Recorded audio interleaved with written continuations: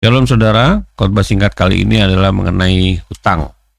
Ini merupakan sesuatu yang viral saat ini karena banyak kejadian yang ditunjukkan suatu kekacauan akibat hutang.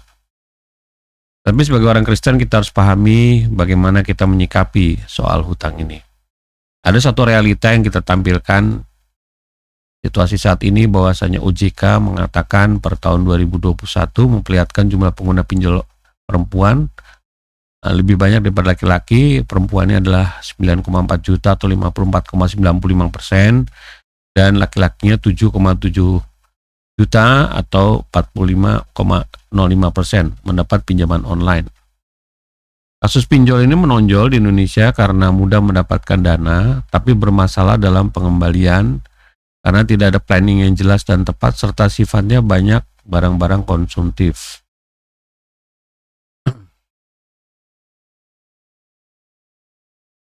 Tuhan itu memahami kejamnya hutang.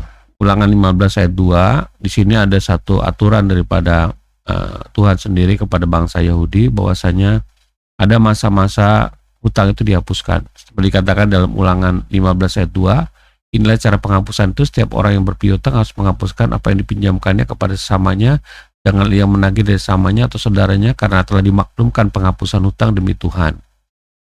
Mazmur 109 ayat 11, biarlah penagih hutang menyita segala kepunyaannya dan orang-orang lain menjarah hasil jerih payahnya. Bapak Ibu sekalian, hutang itu begitu kejam. Bagi yang punya uang, dia tidak mau tahu, pokoknya harus bayar, dikembalikan dengan nilai yang lebih besar, Bapak Ibu sekalian. Dan kita harus tahu sifat pemilik uang itu menguasai orang yang meminjam. Dia berkuasa atas orang itu, dan kekuasaan ini kadang-kadang kesemena-menaan terjadi ya Bapak Ibu sekalian ya. Dan peminjaman ini juga kadang-kadang dijadikan bisnis yang tidak baik karena ada orang-orang yang menggunakan bunga yang cukup besar dalam waktu singkat karena orang memang membutuhkan uang. Jadi Tuhan sendiri tahu masalah utang ini Bapak Ibu sekalian. Nah, bagaimana kita menghindari masalah hutang ini dan sikapnya bagaimana? Terhadap hidup kita sendiri agar kita terhindar daripada hutang. Bisa saja tidak dapat kita pungkiri bahwa hutang itu kita perlukan, terutama bagi yang berusaha. Ada fasilitas-fasilitas pinjaman daripada bank, menggunakan dana mereka untuk kebutuhan bisnis kita, untuk sesuatu yang produktif. Tapi memang kita lihat kasus pinjol ini banyak terjadi bukan hal-hal yang karena sifatnya produktif tapi konsumtif. Mari kita bisa lihat suatu beda, tapi intinya hutang. Kalau kita mau berhutang itu kita harus pikir-pikir dulu Bapak Ibu sekalian. Dalam Yakobus 4 ayat 14, dan kamu tidak tahu apa yang akan terjadi besok, apakah arti hidupmu itu sama seperti uap yang sebentar saja kelihatan lalu lenyap. Banyak ketidakpastian dalam hidup ini, terutama diri kita sendiri. Apakah benar kita masih bisa hidup besok? Beberapa saat lagi, belum tentu Bapak Ibu sekalian. Umur bukan di tangan kita, umur di tangan Tuhan. Oleh sebab itu ketika kita mau berhutang itu, bisa enggak? Ada beberapa teman saya atau beberapa perusahaan yang saya bantu mereka dalam menjalankan kegiatannya, selalu mengatakan ini kan perusahaan saya, punya saya, uang-uang saya, bebas saya melakukan apa saja. Apa yang terjadi? Bangkrut.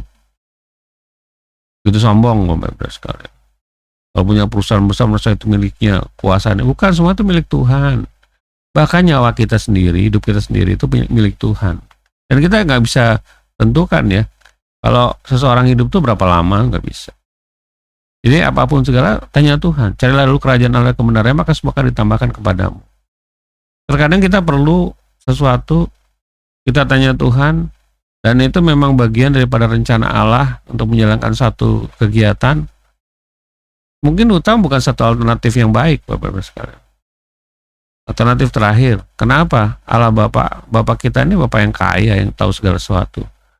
Dia bisa penuhi segala selama dalam kehendaknya Bapak Ibu sekalian ya. Oleh sebab itu dalam Yakobus 4 ayat 15, ketika kita harus tanya Tuhan, firman-Nya berkata demikian. Sebenarnya kamu harus berkata, jika Tuhan menghendakinya, kami akan hidup dan berbuat ini dan itu. Jika Tuhan menghendakinya. Selalu apapun yang kita lakukan, selalu bertanya kepada Allah. Kenapa? Karena kita hidup dalam kehendaknya. Apakah yang akan kita lakukan, apakah yang langkah kita akan ambil, sesuai kehendaknya atau enggak. Kalau dalam sesuai kehendaknya, pasti dikasih jalan sama dia. Dan jalan itu tidak akan menghancurkan kita. Hanya saja, seringkali apa yang kita harapkan itu jauh berlebihan daripada pikirannya Allah.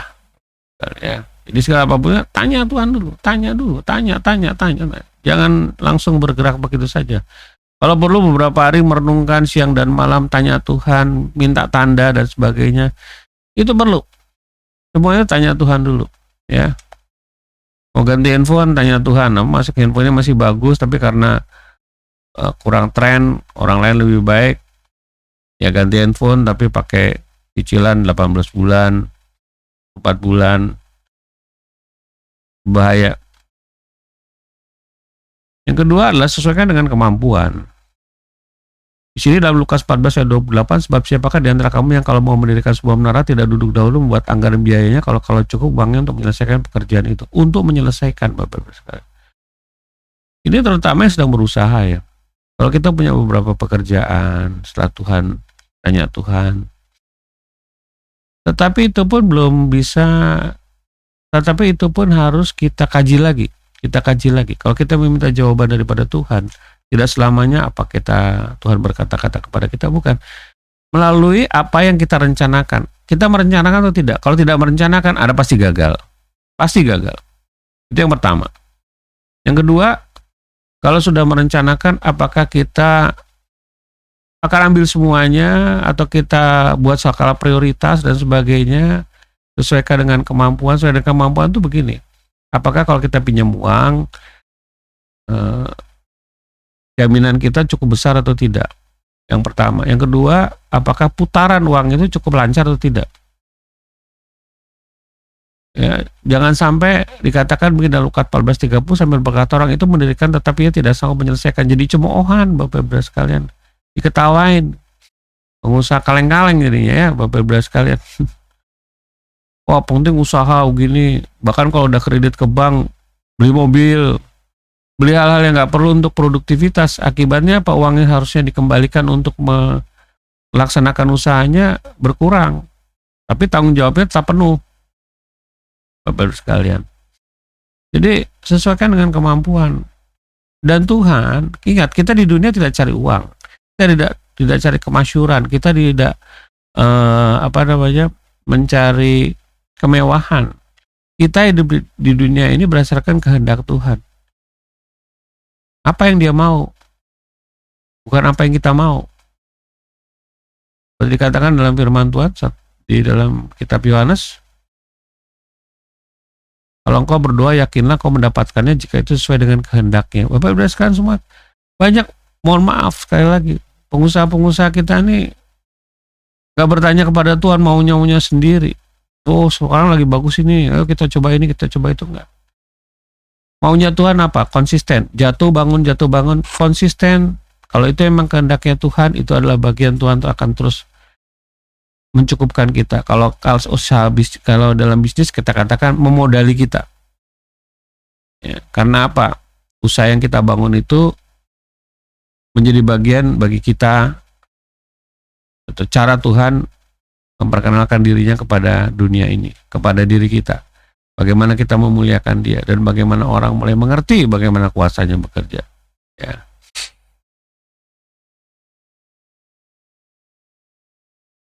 Berhati-hati mengelola dana. Tadi katakan sudah membuat planning. Tapi planning itu harus dilihat lagi skala prioritasnya. Kemudian kita lihat lagi kondisi sekitar kita. Kalau orang mau berperang nih, mempertimbangkan apakah 10 orang sanggup menghadapi lawan mendatangnya dengan 20.000 orang. Raja manakah yang kalau mau pergi berperang, raja lain tidak duduk dahulu mempertimbangkan apakah dengan 10.000 orang yang sanggup menghadapi lawan mendatangnya dengan 20.000 orang. Ya kalau kita mau bisnis itu lihat segala sesuatu ya. Musuh kita sekarang itu mungkin pesaing kita, keadaan politik, keadaan geopolitik, keadaan ekonomi global, persaingan, sumber daya, bahkan cuaca saat ini pun. Banyak hal di dalam mengelola dana itu. Nggak semua berjalan mulus Bapak Ibu sekalian. Dengan ada risikonya. Risiko itu harus diperhitungkan betul. Dan kapan dia maju? Mungkin planningnya bagus, tapi ternyata situasinya belum bagus. Apakah terus dilanjutkan? Banyak perusahaan-perusahaan teman-teman saya juga begitu. Wah, kelihatannya bagus karena ini nggak bisa. Dan di Indonesia itu modelnya kalau bisnis itu latah Bapak Ibu sekalian ya.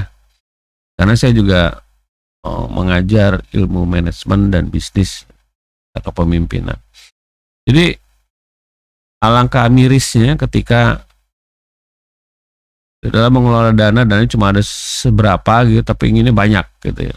Semuanya seperti akan lancar-lancar saja, enggak begitu. Tanya Tuhan lagi dalam prosesnya. Karena ada dikatakan iman dan perbuatan. Kalau iman itu adalah penyerahan diri total kepada Tuhan.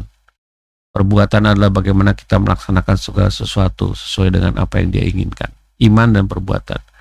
Ada lagi yang mengatakan bahwasanya berdoa dan berusaha.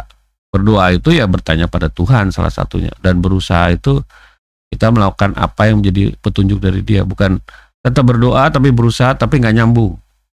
Berdoa juga, berusaha juga, tapi apa yang didoakan tidak nyambung dengan apa yang diusahakan. Ya hanya berdoa untuk minta persetujuan atas apa yang kita lakukan harus berhasil. Tapi jawaban dari doa daripada Tuhan belum tentu seperti itu, karena itu merupakan petunjuk daripadanya Bapak Ibu sekalian. Dan itu kita harus pahami. Nah, kembali kepada orang Kristen ini, jangan coba-coba ya usahakan menghindari sebagai orang yang mungkin persetujuan dari utang. Tanda tangan utang itu harus hati-hati betul. Karena apa? Dia akan kejar kalau terjadi masalah.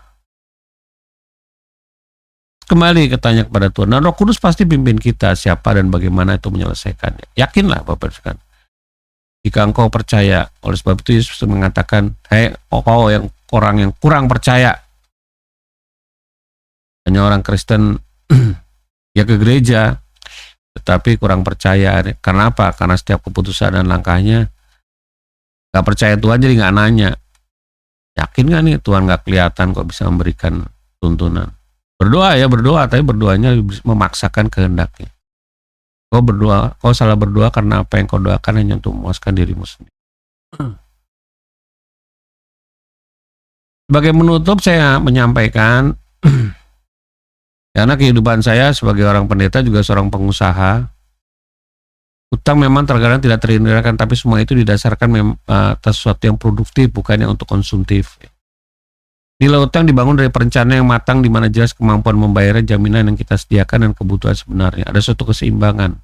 Bahkan sebaiknya kalau kita harus berutang, maka nilai utang adalah 30% dari nilai aset atau kemampuan membayar kita. Sehingga ketika terjadi masalah kemacetan pembayaran atau tertundanya pemasukan, maka kita memiliki kemampuan untuk menutup utang kita. Gak bisa satu-satu. Kalau kita utang harus lebih kecil daripada apa yang kita punya. Dan itu pun kalau Tuhan izinkan Bapak Ibu sekalian ya. Allah itu punya konsep yang luar biasa bagi bangsa pilihannya. Dalam Ulangan 28 ayat 12, Tuhan akan membuka bagimu perbendaharaannya yang melimpah, yaitu langit, untuk memberi hujan bagi tanahmu pada masanya dan memberkati segala pekerjaanmu. Sehingga engkau memberi pinjaman kepada banyak bangsa, tetapi engkau sendiri tidak meminta pinjaman. Konsepnya Tuhan adalah orang pilihannya, warga sorga, anak-anak Allah, diberkati luar biasa, gak berhutang, memberikan pinjaman pada yang lain. Itu konsepnya Tuhan. Percaya gak? Harusnya percaya Bapak sekalian. Karena Allah kita Allah besar, yang maha besar. Hanya saja cita-cita kita, keinginan kita terlalu mendominasi, hingga kita kadang-kadang mata gelap Bapak Ibu sekalian ya, di dalam pinjaman ini. Demikian mengenai hutang Bapak Ibu sekalian. Tuhan Yesus memberkati. Amin.